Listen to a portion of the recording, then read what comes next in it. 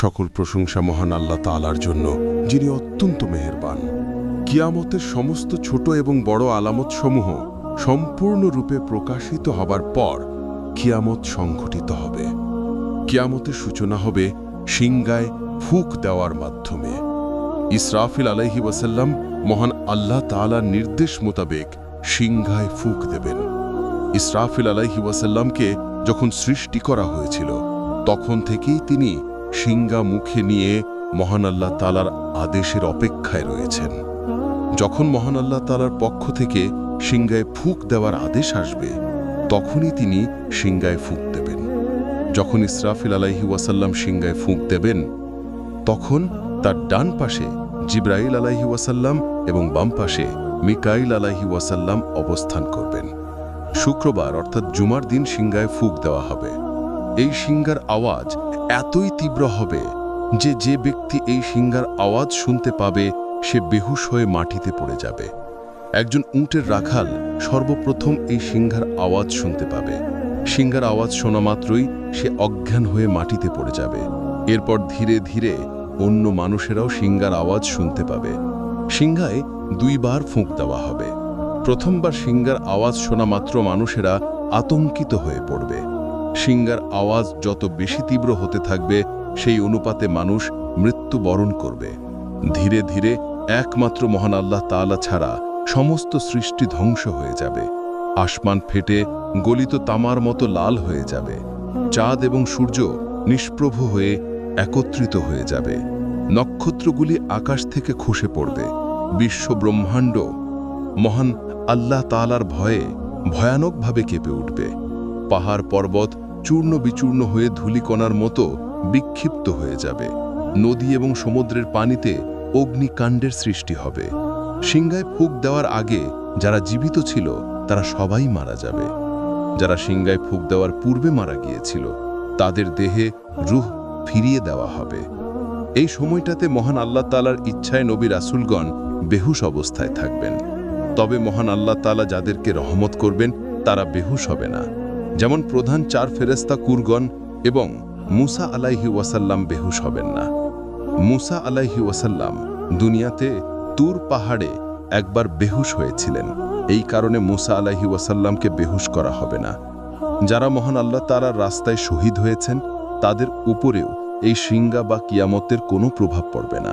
তবে এমন কিছু বস্তু রয়েছে যারা সিংহায় ফুঁক দেওয়ার পরেও ধ্বংস হবে না।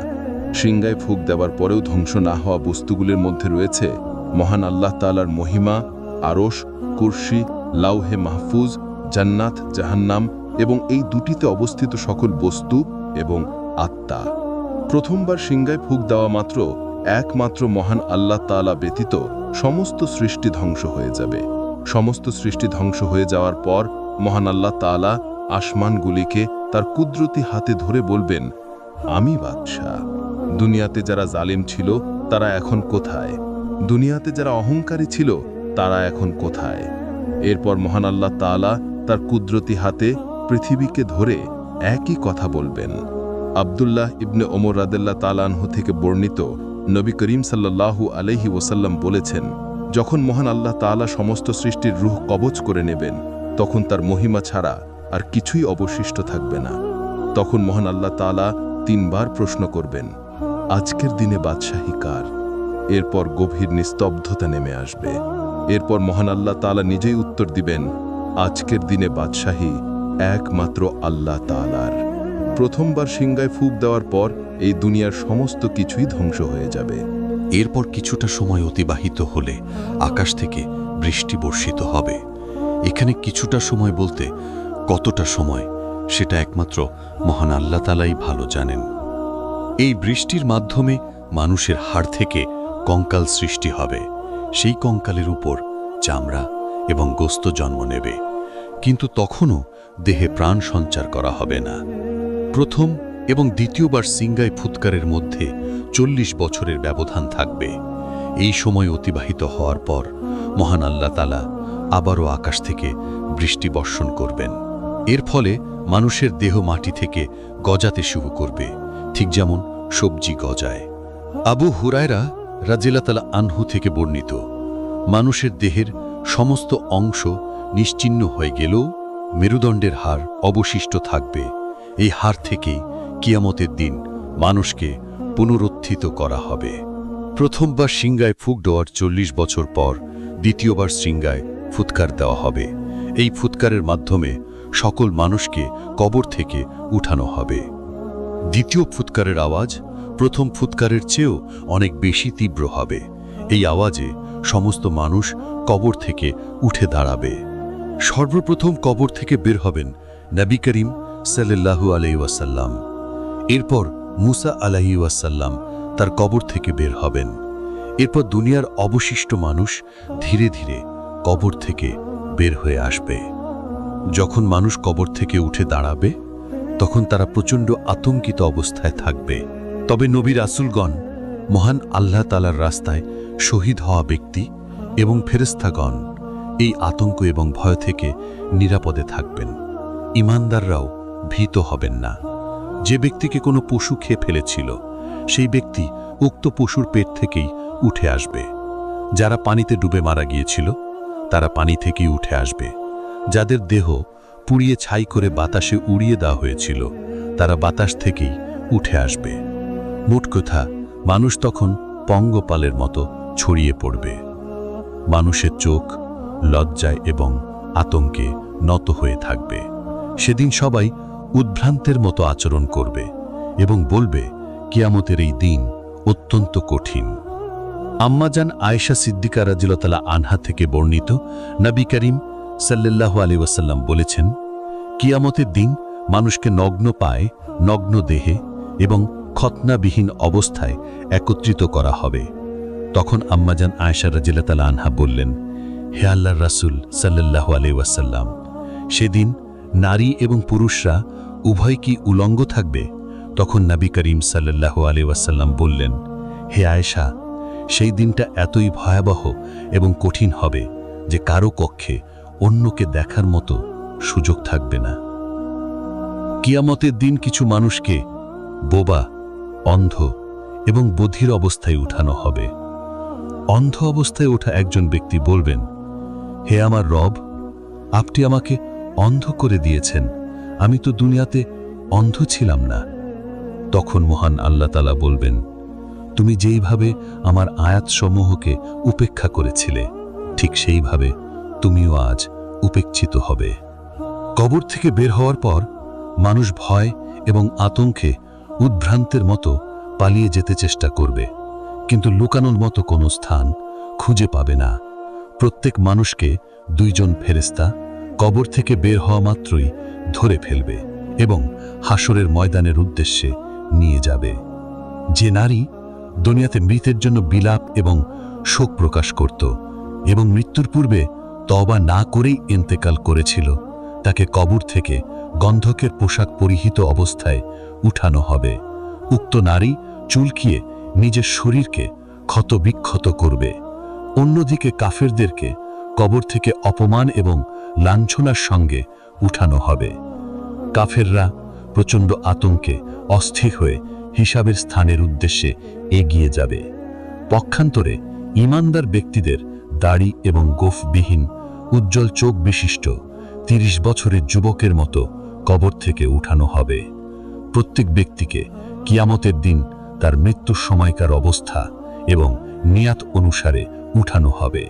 যে ব্যক্তি আল্লাহ তাআলার রাস্তায় জখম হয়ে মারা গিয়েছিল, কিয়ামতের দিন তাকে ওই একই অবস্থায় উঠানো হবে। সেই ব্যক্তির ক্ষতস্থান থেকে রক্ত বের হতে থাকবে, কিন্তু সেই রক্ত থেকে কস্তুরীর সুগন্ধ বের হবে। যে ব্যক্তি হজের ইহরাম বাঁধা অবস্থায় মৃত্যুবরণ করেছিল, সে কবর থেকে তালবিয়া পাঠ করতে করতে উঠে আসবে। সমস্ত মানুষ নগ্ন পায়ে এবং নগ্ন দেহে একত্রিত হবে।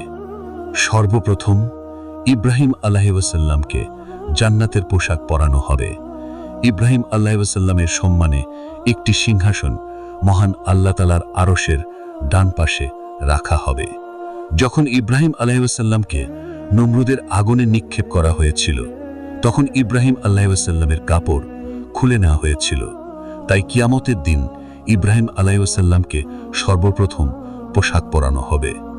এরপর সমগ্র সৃষ্টির ইমাম এবং নবী কুলের শিরোমণি মুহাম্মদ সাল্লাল্লাহু আলাইহি ওয়াসাল্লামের জন্য জান্নাত থেকে বিশেষ পোশাক আনা হবে।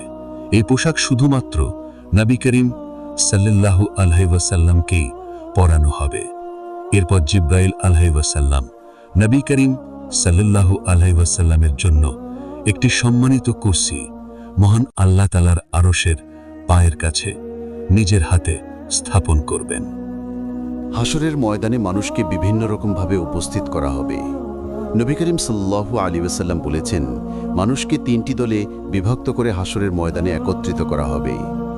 এই তিন দলের মধ্যে প্রথম দলে এমন মানুষ থাকবে যারা সর্বদা জান্নাতে যেতে চাইত। দ্বিতীয় দলের মানুষেরা জাহান্নামকে ভয় পেত। এই দুই দলই মুসলিমদের দল হবে। তাদের মধ্যে কেউ কেউ একটি উটে 2 জন সোয়ার হয়ে হাসরের ময়দানে উপস্থিত হবে, কেউ কেউ একটি উটে 3 জন, আবার কেউ কেউ একটি উটে 10 জন সোয়ার হয়ে হাসরের ময়দানে উপস্থিত হবে। অন্যদিকে কাফেরদেরকে অপমান এবং লাঞ্ছনা সহকারে হাসরের ময়দানে নিয়ে যাওয়া হবে। পথে যেখানেই তারা ক্লান্ত হয়ে বিশ্রাম নেওয়ার চেষ্টা করবে, সেখানেই তাদেরকে চরম অপমান এবং লাঞ্ছিত করা হবে। যখন তারা আবারও পথ চলতে শুরু করবে, তখনও তারা অপমান এবং লাঞ্ছনার শিকার হবে। কিছু মানুষ অন্ধ এবং বধির না হওয়া সত্ত্বেও মুখের উপর ভর দিয়ে হাসরের ময়দানে উপস্থিত হবে। একটি রেওয়ায়েতে বলা হয়েছে সিরিয়া অঞ্চলই হচ্ছে হাসরের ময়দান। আরেকটি রেওয়ায়েতে বলা হয়েছে আরাফাতের ময়দানেই হবে হাসরের ময়দান। আনাস ইবনে মালিক রাদিয়াল্লাহু তাআলা আনহু থেকে বর্ণিত, এক ব্যক্তি নবী করিম সাল্লাল্লাহু আলাইহি ওয়াসাল্লামকে উদ্দেশ্য করে বলল, হে আল্লাহ রাসূল সাল্লাল্লাহু আলাইহি ওয়াসাল্লাম, কাফেরদেরকে মুখের উপর ভর দিয়ে কিভাবে হাঁটানো হবে? তখন নবী করিম সাল্লাল্লাহু আলাইহি ওয়াসাল্লাম বললেন, যে সত্তা মানুষকে 2 পায়ে হাঁটানোর ক্ষমতা রাখে, সে কি মানুষকে মুখের উপর ভর দিয়ে হাঁটানোর ক্ষমতা রাখে না? অতাদা রাদিয়াল্লাহু তাআলা আনহু বলেন, আমার রবের ইজ্জতের কসম, নিশ্চয়ই আমার রব এই কাজে সক্ষম। কিছু মানুষকে ফেরেশতারা টেনে হিসড়ে হাসরের ময়দানে নিয়ে যাবে। মহান আল্লাহ তাআলা হাসরের ময়দানে সমস্ত সৃষ্টিকে এমনভাবে একত্রিত করবেন যে একটি প্রাণীও অবশিষ্ট থাকবে না। হাসরের ময়দানের জমিন এবং আসমানকে নতুনভাবে সৃষ্টি করা হবে। এই নতুন জমিন সব ধরনের পাপ এবং জুলুম থেকে পবিত্র হবে এবং এই জমিনে সকল সিদ্ধান্ত ন্যায় এবং ইনসাফের ভিত্তিতে হবে। সেদিন জমিন মহান আল্লাহ তাআলার নূরেই উদ্ভাসিত হবে। মানুষকে চকচকে সাদা পরিষ্কার মাঠে একত্রিত করা হবে। সেখানে উঁচু নিচু স্থান থাকবে না। মোট কথা জমিন হবে সমতল, স্বচ্ছ এবং চকচকে মাঠের মতো। আব্দুল্লাহ ইবনে মাসউদ রাদিয়াল্লাহু তাআলা আনহু থেকে বর্ণিত, কিয়ামতের দিন পৃথিবীকে সাদা এবং পবিত্র দেখাবে, কারণ সেখানে কোনো রক্তপাত বা পাপাচার সংঘটিত হয়নি। সেদিন এমন হবে যেন পৃথিবীতে কোনো পাপই হয়নি। আলী ইবনে হুসাইন রাদিয়াল্লাহু তাআলা আনহু বলেন, কিয়ামতের দিন মহান আল্লাহ তাআলা পৃথিবীকে একটি চামড়ার মতো গুটিয়ে নেবেন, যাতে প্রত্যেক ব্যক্তির জন্য মাত্র 2 পদক্ষেপ জায়গা নির্ধারণ করা সহজ হয়। হাসরের ময়দানের কষ্ট এতই তীব্র হবে যে সেটা মৃত্যুর যন্ত্রণা এবং কবরের শাস্তির চেয়েও কঠিন হবে। আনাস ইবনে মালিক রাদিয়াল্লাহু তাআলা আনহু থেকে বর্ণিত, নবী করিম সাল্লাল্লাহু আলাইহি ওয়াসাল্লাম বলেছেন, এই দুনিয়ার জীবনে মৃত্যুর চেয়ে ভয়াবহ আর কোনো সময় আসেনি, তবে মৃত্যুর পরের জীবন হবে আরও বেশি ভয়াবহ। হাসরের ময়দানে মানুষ এতটাই ভয়াবহ অবস্থার সম্মুখীন হবে যে মানুষ উদ্ভ্রান্তের মতো আচরণ করবে। সেদিন মানুষের শরীর থেকে এত বেশি পরিমাণে ঘাম বের হবে যে সেই ঘামে বন্যার মতো পরিস্থিতির সৃষ্টি হবে। হাসরের ময়দানে গরম ঘাম এবং দীর্ঘ সময়ের কষ্টে মানুষ অতিষ্ঠ হয়ে যাবে। হাসরের ময়দানে এক ব্যক্তির ঘাম আরেক ব্যক্তির মুখ পর্যন্ত পৌঁছে যাবে। এক পর্যায়ে মানুষ মহান আল্লাহ তাআলার কাছে ফরিয়াদ করে বলবে, হে আমাদের রব, এই কষ্ট থেকে আমাদের মুক্তি দিন। এই কষ্ট ভোগ করার চেয়ে আমরা জাহান্নামে যেতেই পছন্দ করব। হাসরের ময়দানে সমস্ত নারী এবং পুরুষ নগ্ন দেহে এবং খালি পায়ে উপস্থিত হবে, কিন্তু ভয় ও আতঙ্কের কারণে কেউ কারো দিকে তাকাতে সাহস করবে না। কাফেরদের অবস্থা হবে আরও বেশি ভয়াবহ। কাফেরদেরকে অপমান এবং লাঞ্ছনার মাধ্যমে হাসরের ময়দানের খুব কাছেই উপস্থিত করা হবে। হাসরের ময়দানের ভয়াবহতা দেখেই আতঙ্কে কাফেরদের মুখমণ্ডল কালো হয়ে যাবে। হাসরের দিন অনেক মানুষের মুখমণ্ডল মলিন এবং কালো হয়ে যাবে। এরা হবে কাফের, মিথ্যাবাদী এবং অহংকারী। বছরের পর বছর যাবৎ মানুষ হাসরের ময়দানে অসহ্য কষ্ট ভোগ করবে, তবে এই দীর্ঘ সময়েও মহান আল্লাহ তাআলা হাসরের ময়দানের দিকে দৃষ্টিপাত করবেন না। প্রত্যেক ব্যক্তি তার ঈমান এবং আমল অনুসারে হাসরের দিনের দৈর্ঘ্য অনুভব করবে। কাফের এবং মুশরিকদের জন্য হাসরের অর্ধেক দিনও হবে 500 বছরের মতো দীর্ঘ। অন্যদিকে মুমিনদের জন্য সেটা অত্যন্ত সংক্ষিপ্ত মনে হবে, যেন সূর্য অস্ত যাওয়ার আগের মুহূর্ত। এটা লক্ষণীয় যে কাফেররা হাসরের দিন মৃত্যুর যন্ত্রণা ভোগ করবে, অন্যদিকে ঈমানদারগণ সাধারণ সর্দি জ্বরের মতোই কষ্ট অনুভব করবে। আনাস ইবনে মালিক রাদিয়াল্লাহু তাআলা আনহু থেকে বর্ণিত, নবী করিম সাল্লাল্লাহু আলাইহি ওয়াসাল্লাম বলেছেন, আমি পুলসিরাতের উপর দাঁড়িয়ে আমার উম্মতের জন্য অপেক্ষা করব, যাতে আমার উম্মত পুলসিরাত পার হতে পারে। হাসরের ময়দানে সূর্য মাত্র 1 মাইল বা 1 গজ দূরে অবস্থান করবে। মানুষ তাদের আমল অনুসারে ঘামে নিমজ্জিত হবে। এই ঘাম কারো গোড়ালি পর্যন্ত, কারো পা পর্যন্ত, কারো হাঁটু পর্যন্ত, কারো পেট পর্যন্ত, কারো কোমর পর্যন্ত, কারো বা কাঁধ পর্যন্ত, কারো গলা পর্যন্ত, আবার কারো বা মুখ পর্যন্ত পৌঁছে যাবে। হাসরের ময়দানে প্রত্যেকের ঘাম জমিনের 70 গজ পর্যন্ত ছড়িয়ে পড়বে। যারা নেক আমল করবে তারা সব ধরনের বিপদ থেকে নিরাপদে অবস্থান করবে। মহান আল্লাহ তাআলা 7 ধরনের মানুষকে তার আরশের নিচে স্থান দেবেন। সেদিন আরশের ছায়া ছাড়া আর কোনো ছায়া থাকবে না। এই 7 ধরনের ব্যক্তিরা হচ্ছেন: 1. ন্যায়পরায়ণ বাদশাহ, অর্থাৎ যে বাদশাহ ন্যায় বিচার করত। 2. ইবাদতকারী যুবক, অর্থাৎ যে যুবক মহান আল্লাহ তাআলার ইবাদত করে যৌবন কাটিয়েছে। 3. মসজিদের সঙ্গে সংযুক্ত ব্যক্তি, অর্থাৎ যার হৃদয় সবসময় মসজিদের প্রতি আকৃষ্ট থাকত। 4. মহান আল্লাহ তাআলার জন্য ভালোবাসার বন্ধু, অর্থাৎ 2 জন ব্যক্তি যারা আল্লাহ তাআলার সন্তুষ্টির জন্য একে অপরকে ভালোবাসত এবং আল্লাহ তাআলার সন্তুষ্টির জন্য একত্রিত হয়েছিল এবং বিচ্ছিন্ন হয়েছিল। 5. গুনাহ থেকে বেঁচে থাকা পুরুষ, অর্থাৎ যে পুরুষ সুন্দরী নারীর আহ্বান এড়িয়ে বলতো, আমি আল্লাহ তাআলাকে ভয় করি। 6. গোপনে দানকারী ব্যক্তি, যে ব্যক্তি এমনভাবে দান করে যে তার বাম হাতও জানতে পারত না তার ডান হাত কি দান করেছে। 7. নির্জনে আল্লাহ তাআলাকে স্মরণকারী, অর্থাৎ যে ব্যক্তি নির্জনে মহান আল্লাহ তাআলার ভয়ে কান্নাকাটি করত। এছাড়াও সেই ব্যক্তি যে ঋণগ্রস্তকে সময় দেয় অথবা ঋণের কিছু অংশ মাফ করে দেয়, সেও হাসরের ময়দানে আল্লাহ তাআলার আরশের নিচে অবস্থান করবে। হাসরের ময়দানে উত্তম চরিত্রের অধিকারী ব্যক্তিরা নবী করিম সাল্লাল্লাহু আলাইহি ওয়াসাল্লামের সবচেয়ে নিকটে অবস্থান করবে। জাবির রাদিয়াল্লাহু তাআলা আনহু থেকে বর্ণিত, নবী করিম সাল্লাল্লাহু আলাইহি ওয়াসাল্লাম বলেছেন, যারা উত্তম চরিত্রের অধিকারী তারা কিয়ামতের দিন আমার সবচেয়ে নিকটে অবস্থান করবে। নবী করিম সাল্লাল্লাহু আলাইহি ওয়াসাল্লাম আরও বলেছেন, খারাপ চরিত্রের মানুষ এবং বাচাল প্রকৃতির ব্যক্তিরা কিয়ামতের দিন আমার থেকে সবচেয়ে দূরে অবস্থান করবে। কিয়ামতের দিন উম্মতে মুহাম্মাদীকে অজুর মাধ্যমে আলাদা করা হবে। অজুর কারণে মুসলিমদের মুখ হাত পা উজ্জ্বল হয়ে যাবে। এই কারণে নবী করিম সাল্লাল্লাহু আলাইহি ওয়াসাল্লাম বলেছেন, তোমাদের মধ্যে যে ব্যক্তি সাদা দাড়ি লম্বা করতে চায় সে তা করতে পারে, কারণ হাউজে কাউসারে আমি আমার উম্মতকে অজুর মাধ্যমেই চিনতে পারব। কিয়ামতের দিন আজান দেওয়া ব্যক্তিরা সবচেয়ে উঁচু ঘাড় বিশিষ্ট হবেন। যে সমস্ত ব্যক্তিরা মহান আল্লাহ তাআলার সন্তুষ্টির জন্য একে অপরের সঙ্গে বন্ধুত্ব স্থাপন করেছিলেন তাদেরকে নূরের মিম্বরে বসানো হবে। যে ব্যক্তিরা দুনিয়াতে ইনসাফ প্রতিষ্ঠা করেছিল তাদেরকে আরশের ডান পাশে নূরের মিম্বরে বসানো হবে। হাসরের ময়দানে এমন কিছু মানুষকে উপস্থিত করা হবে যারা নবীও নন কিংবা শহীদও নন। ফেরেশতারা এই সমস্ত মানুষের প্রশংসা করবেন এবং মহান আল্লাহ তাআলার রহমত এই মানুষদের উপর বর্ষিত হবে। তখন সাহাবায়ে কেরাম বললেন, হে আল্লাহর রাসূল সাল্লাল্লাহু আলাইহি ওয়াসাল্লাম, এই ভাগ্যবান কারা? তখন নবী করিম সাল্লাল্লাহু আলাইহি ওয়াসাল্লাম বললেন, তারা হচ্ছেন সেই ব্যক্তি যারা মহান আল্লাহ তাআলার কালামের জন্য একে অপরকে ভালোবাসত, মহান আল্লাহ তাআলার কালামের জন্য আত্মীয়তা স্থাপন করত এবং মহান আল্লাহ তাআলার সন্তুষ্টির জন্য সম্পর্ক ছিন্ন করত। এই মানুষদের চেহারায় নূর চমকাবে এবং তাদেরকে নূরের মিম্বারে বসানো হবে।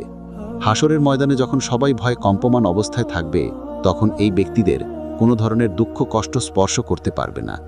পবিত্র কোরআনে মহান আল্লাহ তাআলা বলেছেন, জেনে রেখো আল্লাহ তাআলার অলিগণের কোনো ভয় নেই এবং তারা চিন্তিত হবে না। সূরা ইউনুস আয়াত 62।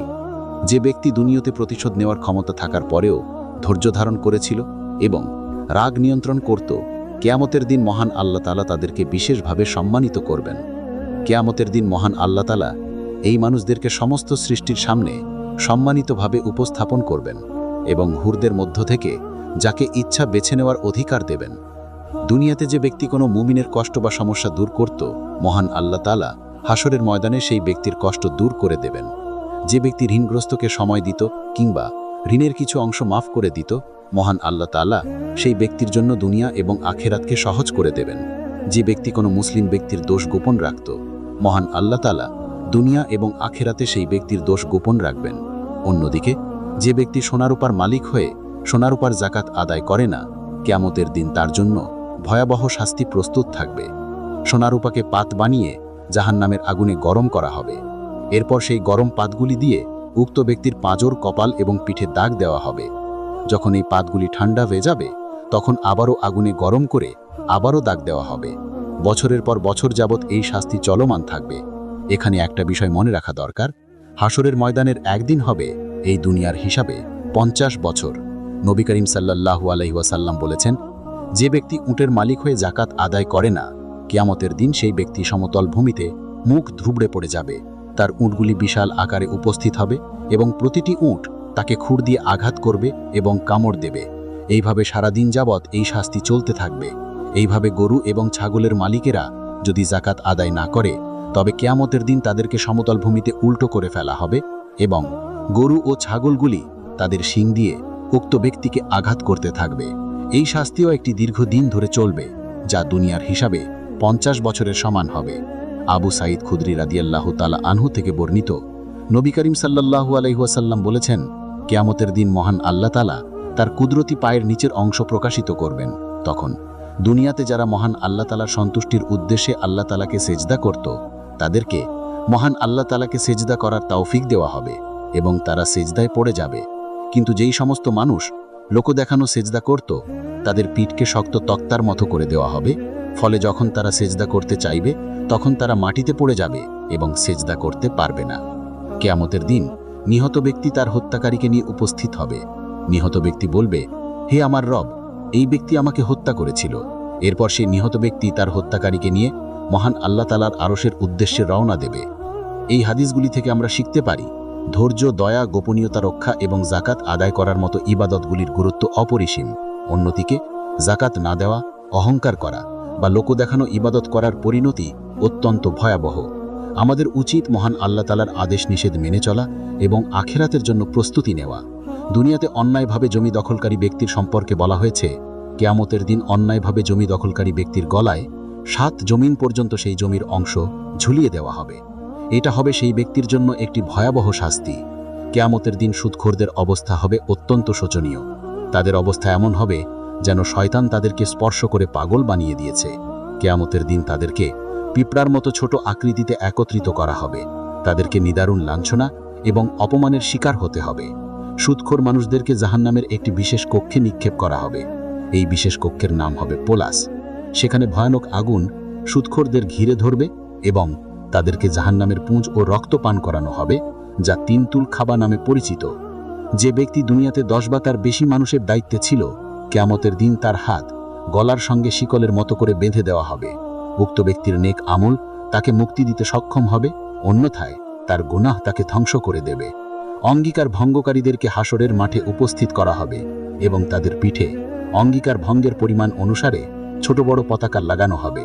এটাই হবে তাদের অঙ্গীকার ভঙ্গের জন্য একটি প্রকাশ্য শাস্তি।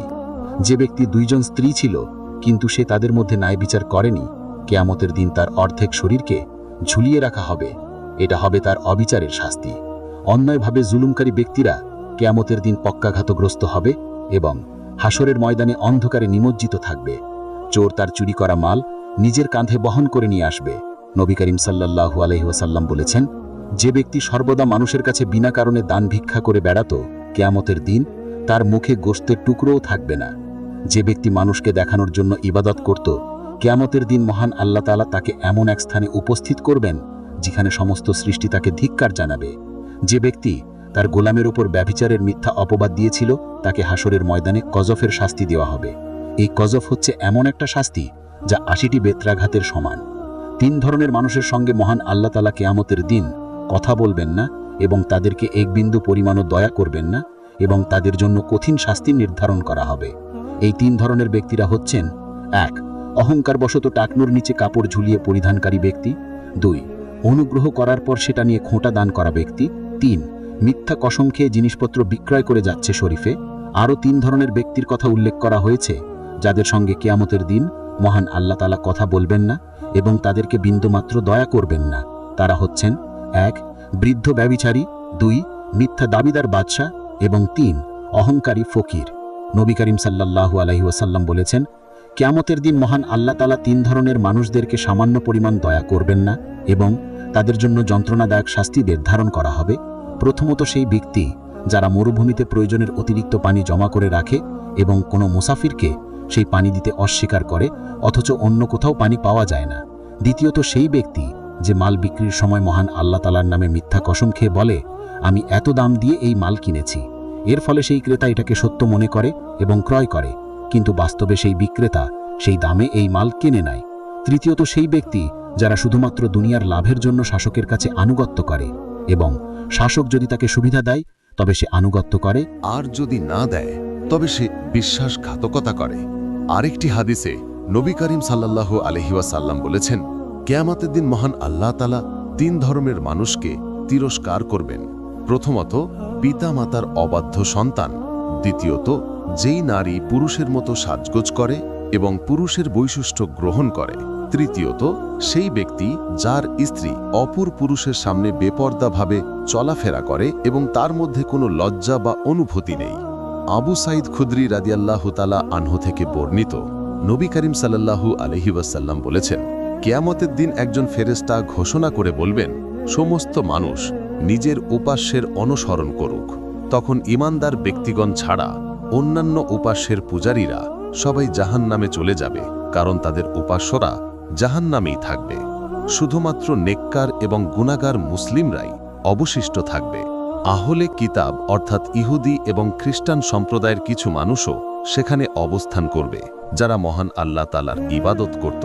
প্রথমে ইহুদি সম্প্রদায়ের মানুষদেরকে ডাকা হবে এবং তাদেরকে জিজ্ঞাসা করা হবে, তোমরা কার ইবাদত করতে? তারা বলবে, আমরা আল্লাহ তাআলার পুত্র উজায়ের আলাইহিস সালামের ইবাদত করতাম। তখন মহান আল্লাহ তাআলা বলবেন, তোমরা মিথ্যাবাদী, আল্লাহ তাআলার কোনো স্ত্রী নেই, তার কোনো সন্তান নেই।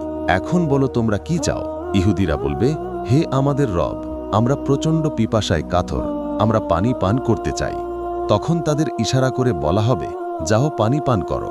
কিন্তু তাদেরকে জাহান্নামের উদ্দেশ্যে নিয়ে যাওয়া হবে। জাহান্নামে তাদেরকে গরম রক্ত এবং পুজ পান করানো হবে। এরপর তাদেরকে আগুনে নিক্ষেপ করা হবে। এরপর খ্রিস্টানদের ডাকা হবে এবং তাদেরকে জিজ্ঞাসা করা হবে, তোমরা কার ইবাদত করতে? তারা বলবে, আমরা আল্লাহ তাআলার পুত্র যীশু খ্রিস্টের ইবাদত করতাম। তখন তাদেরকে বলা হবে, তোমরা মিথ্যা বলছো, আল্লাহর কোনো স্ত্রী নেই, তার কোনো পুত্র নেই। এখন তোমরা কি চাও? তারা বলবে, হে আমাদের রব, আমরা প্রচণ্ড পিপাসায় কাতর, আমরা পানি পান করতে চাই। তাদেরকেও জাহান্নামে নিয়ে যাওয়া হবে এবং সেখানে তাদেরকেও গরম রক্ত এবং পুজ পান করানো হবে এবং এদেরকেও আগুনে নিক্ষেপ করা হবে। এইভাবে অন্যান্য মুশরিক এবং কাফেররাও জাহান্নামে নিক্ষিপ্ত হবে। শেষ পর্যন্ত শুধুমাত্র আল্লাহ তাআলার ইবাদতকারী ঈমানদারগণ অবশিষ্ট থাকবে। তখন মহান আল্লাহ তাআলা এমন এক রূপে ঈমানদারগণের সামনে আসবেন যে ঈমানদারগণ মহান আল্লাহ তাআলাকে চিনতে পারবে না। তখন মহান আল্লাহ তাআলা বলবেন, সবাই নিজের উপাস্যের কাছে চলে গেছে, তোমরা কিসের জন্য এখানে অপেক্ষা করছো? তখন ঈমানদারগণ বলবেন, আমরা দুনিয়াতে কখনোই মুশরিকদের অনুসরণ করিনি, আজ আমরা কিভাবে তাদেরকে অনুসরণ করব? তখন মহান আল্লাহ তাআলা মুমিনদের উদ্দেশ্য করে বলবেন, আমি তোমাদের রব। মুমিনরা উত্তরে বলবে, হে আমাদের রব, আমরা কিয়ামতের এই ভয়াবহ অবস্থা থেকে পানা চাই, আমরা আপনার সঙ্গে কাউকে শরিক করিনি। এরপর মহান আল্লাহ তাআলা তাদেরকে প্রশ্ন করবেন, তোমরা কি তোমাদের রবের এমন কোনো নিদর্শন জানো যার মাধ্যমে তোমরা তাকে চিনতে পারবে? তখন মুমিনরা উত্তর দিবেন, আমরা এই ব্যাপারে অবগত রয়েছি। তখন মহান আল্লাহ তাআলা তার নিজের নূরকে প্রকাশ করে দেবেন। যারা দুনিয়াতে মহান আল্লাহ তাআলার সন্তুষ্টির জন্য সেজদা করত, তারা মহান আল্লাহ তাআলাকে সেজদা করবে। কিন্তু যারা লোক দেখানো সেজদা করত, তারা সেজদা করতে সমর্থ হবে না। তারা সেজদা করতে চাইবে কিন্তু সেজদা করতে পারবে না। এরপর ঈমানদার ব্যক্তিগণ সেজদা থেকে মাথা উঠিয়ে মহান আল্লাহ তাআলাকে সেই রূপে দেখতে পাবে যে রূপে তারা প্রথমবার দেখেছিল। মহান আল্লাহ তাআলা আবারও বলবেন, আমি তোমাদের রব। এবার মুমিনরা জবাব দেবে, হে মহান আল্লাহ তাআলা, আপনি আমাদের রব। যারা দুনিয়াতে সালাত আদায় করত, কিয়ামতের দিন এ সালাত তাদের জন্য নূর, প্রমাণ এবং মুক্তির মাধ্যম হবে। কিন্তু যারা সালাত আদায় করত না, তাদের জন্য নূর, প্রমাণ বা মুক্তি থাকবে না, বরং তাদের অবস্থা হবে নমরুদ, ফিরাউন, কারুন এবং হামানের মতো। হাসরের ময়দানে প্রত্যেক ব্যক্তি নিজ নিজ নবীর সঙ্গে অবস্থান করবে। এর মধ্যে সর্বাধিক সংখ্যক মানুষ নবী করিম সাল্লাল্লাহু আলাইহি ওয়াসাল্লামের সঙ্গে অবস্থান করবেন। কেয়ামতের দিন প্রত্যেক নবীর জন্য একটি করে নূরের মিনার থাকবে। অপরদিকে নবীকুলের শিরোমণি নবী করিম সাল্লাল্লাহু আলাইহি ওয়াসাল্লামের জন্য সর্বোচ্চ মিনার স্থাপন করা হবে। আবু সাঈদ খুদরি রাদিয়াল্লাহু তাআলা আনহু থেকে বর্ণিত, নবী করিম সাল্লাল্লাহু আলাইহি ওয়াসাল্লাম বলেছেন, কিয়ামতের দিন আমি আদম সন্তানের নেতা হব। আমি এই কথা গর্বের সাথে বলছি না, বরং সত্য প্রকাশের জন্য বলছি। আমার হাতে থাকবে ঈমানের পতাকা। সেই দিন আদম আলাইহিস সালাম থেকে শুরু করে আমার আগ পর্যন্ত যত নবী এসেছেন, তারা সবাই আমার পতাকার নিচে অবস্থান করবেন। হাসরের ময়দান ঈমানদারদের জন্য উদ্বেগ বা কষ্টের হবে না, বরং সেদিন ফেরেশতারা ঈমানদার ব্যক্তিদের বলবেন, এটাই সেই দিন যে দিনের ওয়াদা তোমাদের দেওয়া হয়েছিল। ঈমানদার ব্যক্তিদেরকে আশ্বস্ত করার জন্য হাসরের মাঠেই তাদেরকে জান্নাত দেখানো হবে। ঈমানদার ব্যক্তিগণের চেহারা উজ্জ্বল হবে এবং তারা আনন্দিত অবস্থায় থাকবে। তাদের জন্য নূরের মেঘমালা স্থাপন করা হবে। সেই দিনটা ঈমানদার ব্যক্তিদের জন্য মোটেও দীর্ঘ মনে হবে না, বরং মুহূর্তের মতো সংক্ষিপ্ত মনে হবে। মহাবিচার শুরু হবার পূর্বে আকাশ বিদীর্ণ হবে এবং পরিবেশে মেঘমালা ছড়িয়ে পড়বে। মহান আল্লাহ তাআলা ফেরেশতাদের একটি বিশাল বাহিনী নিয়ে হাসরের ময়দানে অবতরণ করবেন। ৮ জন ফেরেশতা মহান আল্লাহ তাআলার কুদরতি সিংহাসন বহন করবেন। অসংখ্য ফেরেশতা সারিবদ্ধভাবে উপস্থিত থাকবে। নবী করিম সাল্লাল্লাহু আলাইহি ওয়াসাল্লাম নিজের উম্মতের জন্য সাক্ষ্য দেবেন এবং সুপারিশ করবেন। অন্যান্য নবীগণ মহান আল্লাহ তাআলার বাণী তার উম্মতের কাছে পৌঁছে দেবার ব্যাপারে সাক্ষ্য দেবেন। যদি সেই নাবিদের উম্মত নাবিদেরকে মিথ্যাবাদী বলার চেষ্টা করে, তবে মুসলিমগণ সাক্ষ্য দিয়ে বলবেন, হে আমাদের রব, অমুক মিথ্যা সাক্ষ্য দিচ্ছে। অমুক নাবী মিথ্যাবাদী নন, তিনি সত্যই আপনার বাণী পৌঁছে দিয়েছিলেন। আবু সাঈদ খুদরি রাদিয়াল্লাহু তাআলা আনহু থেকে বর্ণিত, নবী করিম সাল্লাল্লাহু আলাইহি ওয়াসাল্লাম বলেছেন, কিয়ামতের দিন নূহ আলাইহিস সালামকে ডাকা হবে। তিনি বলবেন, হে আমার রব, আপনার গোলাম হাজির। মহান আল্লাহ তাআলা বলবেন, হে নূহ, তুমি কি তোমার জাতিকে আমার পথে আহ্বান করেছিলে? তখন নূহ আলাইহিস সালাম বলবেন, হে আমার রব, আমি আমার জাতিকে বছরের পর বছর যাবৎ আহ্বান করেছিলাম। এরপর নূহ আলাইহিস সালামের উম্মতকে জিজ্ঞাসা করা হবে, নূহ কি তোমাদের আল্লাহ তাআলার পথে আহ্বান করেছিল? তারা বলবে, নূহ আমাদেরকে সতর্ক করেন নাই। তখন মহান আল্লাহ তাআলা নূহ আলাইহিস সালামকে বলবেন, হে নূহ, তুমি যে তোমার জাতিকে সতর্ক করেছিলে, এই ব্যাপারে তোমার কি কোনো সাক্ষী আছে? নূহ আলাইহিস সালাম বলবেন, হে আমার রব, মুহাম্মদ সাল্লাল্লাহু আলাইহি ওয়াসাল্লাম এবং তার উম্মতিরা হচ্ছে আমার সাক্ষী। এরপর উম্মতে মুহাম্মদিয়ারা সাক্ষ্য দেবেন, নূহ আলাইহিস সালাম অবশ্যই তার উম্মতকে জাহান্নামের ব্যাপারে সতর্ক করেছিলেন। এছাড়া ফেরেশতাগণ, নবীগণ, ওলি লোকেরা, সৎকর্মশীল লোকেরা এবং শহীদগণও মহান আল্লাহ তাআলার আদালতে সাক্ষ্য দেবেন। সেদিন পৃথিবী মহান আল্লাহ তাআলার নূরের মাধ্যমে আলোকিত হবে। প্রত্যেকের আমলনামা উপস্থাপন করা হবে এবং মানুষের মধ্যে ন্যায়সঙ্গত ফয়সালা করে দেওয়া হবে। কিরামান কাতিবিন ফেরেশতারা যারা মানুষের আমলনামা লিপিবদ্ধ করেছেন, তাদের দ্বারা প্রস্তুতকৃত আমলনামা মানুষের কর্মের সাক্ষ্য দেবে। যখন সমস্ত কাফের জাহান্নামের কিনারায় পৌঁছে যাবে, তখন তাদের চোখ, কান এবং শরীরের চামড়া তাদের বিরুদ্ধে সাক্ষ্য দিয়ে বলবে, তারা দুনিয়াতে কি কি অপকর্ম করত। তখন কাফেররা তাদের চামড়াকে বলবে, তোমরা কেন আমাদের বিরুদ্ধে সাক্ষ্য দিচ্ছ? উত্তরে সেই সমস্ত অঙ্গপ্রত্যঙ্গ সমূহ বলবে, আমাদেরকে সেই সত্তা কথা বলার শক্তি দিয়েছেন, যিনি সমস্ত কিছুকে কথা বলার ক্ষমতা দান করতে সক্ষম। তিনি তোমাদেরকে সৃষ্টি করেছেন এবং তোমাদেরকে তাঁরই দিকে ফিরে যেতে হবে। আনাস ইবনে মালিক রাদিয়াল্লাহু তাআলা আনহু বলেছেন, একদিন আমরা নবী করিম সাল্লাল্লাহু আলাইহি ওয়াসাল্লামের সঙ্গেই ছিলাম। হঠাৎ তিনি মুচকি হেসে আমাদেরকে দেখলেন এবং বললেন, তোমরা কি জানো আমি কেন হাসলাম? আমরা উত্তরে বললাম, এটা আল্লাহ তাআলা এবং তার রাসূলই ভালো জানেন। তখন নবী করিম সাল্লাল্লাহু আলাইহি ওয়াসাল্লাম বললেন, কিয়ামতের দিন বান্দার সাথে তার রবের কথাবার্তা শুনে আমি হেসেছি। বান্দা মহান আল্লাহ তাআলাকে বলবে, হে আমার রব, আপনি ওয়াদা করেছিলেন আপনি জুলুম করবেন না। মহান আল্লাহ তাআলা বলবেন, অবশ্যই তোমার রবের ওয়াদা সত্য। তখন বান্দা বলবে, হে আমার রব, আমার বিরুদ্ধে অন্য কারো সাক্ষ্য আমি গ্রহণযোগ্য মনে করি না, শুধুমাত্র আমার নিজের অঙ্গ প্রত্যঙ্গের সাক্ষ্য ছাড়া। তখন মহান আল্লাহ তাআলা আজ তোমার অঙ্গ প্রত্যঙ্গই তোমার বিরুদ্ধে সাক্ষ্য দেবে এবং কিরামান কাতিবিনের ফেরেশতারাও সাক্ষ্য দেবে। এরপর মহান আল্লাহ তাআলা সেই বান্দার মুখে মোহর লাগিয়ে দেবেন এবং তার অঙ্গগুলিকে কথা বলার আদেশ করবেন। সঙ্গে সঙ্গে সেই বান্দার হাত পা, চামড়া, মাংস এবং হাড় সবাই সাক্ষ্য দিতে শুরু করবে।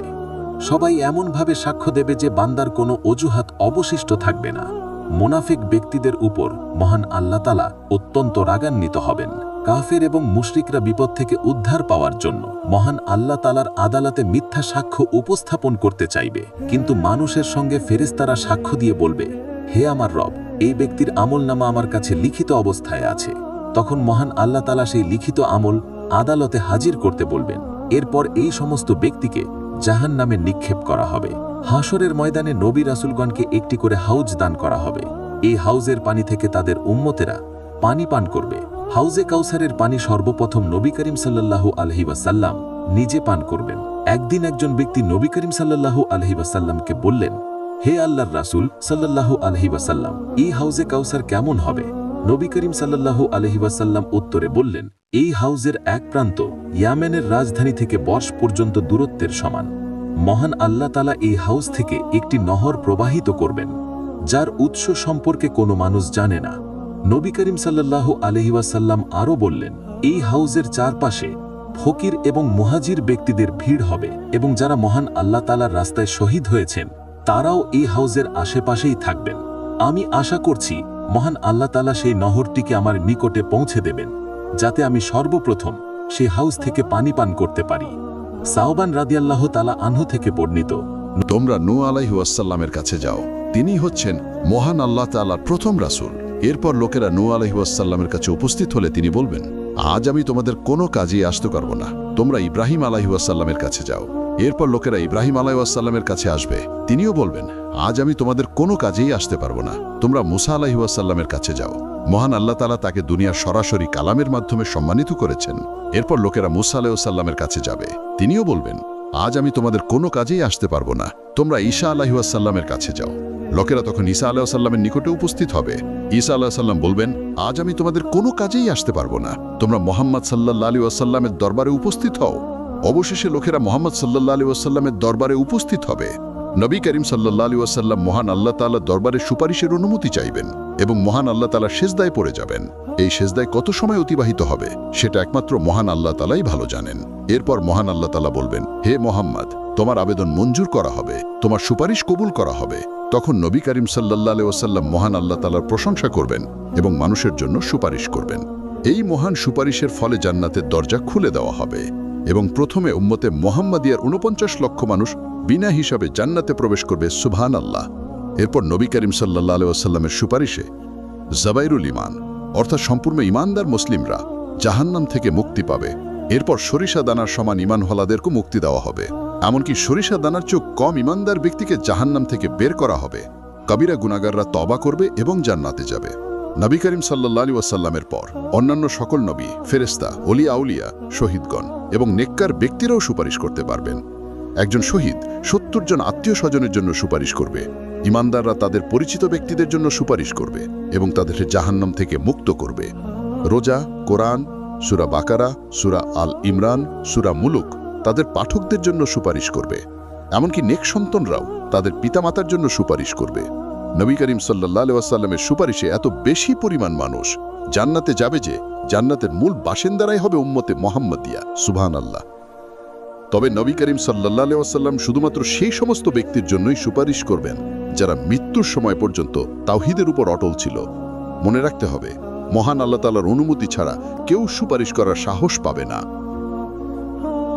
কিয়ামতের দিন নাফরমান বান্দারা সীমাহীন শাস্তি এবং যন্ত্রণা ভোগ করবে। এই সময় অভিশপ্ত শয়তান তাদেরকে নিজের দিকে আহ্বান করবে। তখন সবাই এটা আশা করবে যে শয়তান নিশ্চয় তাদবীরের মাধ্যমে তাদেরকে এই বিপদ থেকে উদ্ধার করবে, কারণ তারা তো দুনিয়ার জীবনে এই শয়তানের আনুগত্য করেছিল। শয়তান তখন দাঁড়িয়ে ঘোষণা করবে, মহান আল্লাহ তাআলার সমস্ত ঘোষণাই ছিল নির্ভুল এবং সত্য। আসলে আমি ছিলাম তোমাদের এবং তোমাদের পিতা আদমের শত্রু, কিন্তু তোমরা আমাকে কখনো দেখোনি। আমি শুধুমাত্র তোমাদের মনে কুমন্ত্রণা দিতাম। শক্তি প্রয়োগের মাধ্যমে আমি তোমাদেরকে কখনো আমার আনুগত্য করতে বাধ্য করিনি। আমার কুমন্ত্রণাকে সত্য মনে করে তোমরা আমার পূজা করেছ। আজ আমাকে দোষ দিয়ে কোনো লাভ হবে না। তোমরা ধিক্কার দাও নিজেকে